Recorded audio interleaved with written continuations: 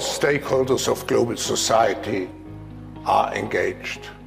Governments, business, civil societies, the young generation, and I could go on, I think is a first step to meet all the challenges. But what is even more important is that we approach the future with a positive spirit. Regulators need to be cautious. They are cautious by nature. They need to make sure that financial stability is not impacted. They need to ensure that risks are mitigated to the extent possible. So for that to work, you will need both.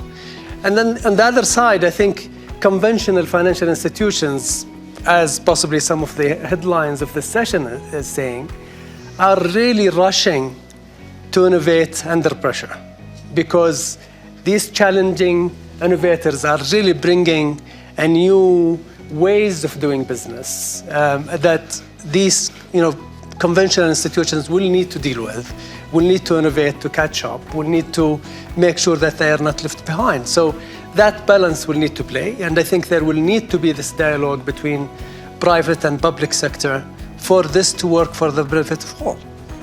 So, 24th of February was the invasion of Ukraine by Russia, and 1st of March, just a week later, we said the entire world very publicly that we are entering the first global energy crisis.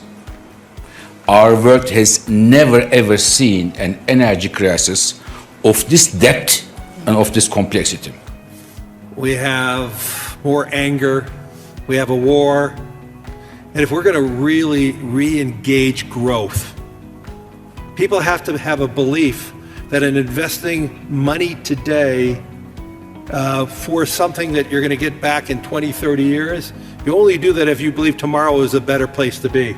Doesn't impact the issues that Kristalina addressed, the issues of access and ability for the developing world to continue their path towards prosperity, is if we can ensure some level of stability and predictability in the supply of traditional sources of energy while we invest in renewable energy. So in Kingdom, for instance, is investing almost $200 billion in deploying renewable energies in the Kingdom and abroad. Our companies are active in 21 countries around the world deploying solar and wind energy and other sources of renewable energy. But that's going to take decades for the developing world especially to be able to have enough energy for it to replace traditional energy fuels. In that interim period, we need to maintain a stable supply of traditional energies and one that is priced in a way that ensures that stability. And that I think we have been able to do. This is certainly our feeling, and we will continue to address that in a responsible way. You make sure you get the right scientific cooperation and the cooperation between the regulatory authorities, so in the future you can clear things much faster.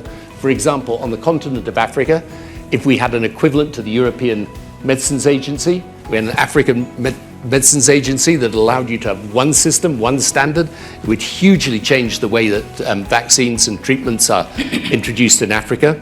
I think that this issue of manufacturing, so a lot of countries learned that if they didn't have some recourse to manufacturing sovereignty, if you like, either directly or indirectly.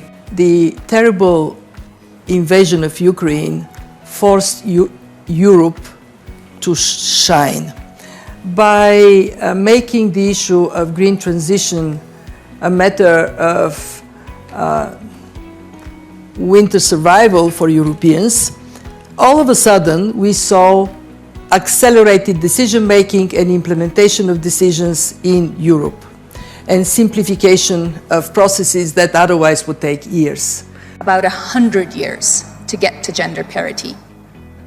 Now, 3 years into this pandemic, it will take 136 years to get to parity. Now, that's a couple of generations that just got added to getting to gender parity. And it's absolutely not what any of us want. 100 years was a century, was unacceptable. I think that the AI piece and this particular generation of AI is showing that type of, I would say, platform shift. And just to kind of give you an intuition, Klaus, as to what exactly happened. Like, why are we talking about AI in January of 23? After all, we were talking about it last year, but there seems to be, even I had not expected, if you had asked me last month coming to F, would I be talking about AI this much? But it turns out that, even the ChatGPT moment has, I think, captured people's imagination. But we started the work with OpenAI, I would say 3.5 years ago, when we started building the AI supercomputer in Azure to train these large models. So, in fact, the workload of this particular form of AI requires a complete rethink even in the system architecture of the computing infrastructure.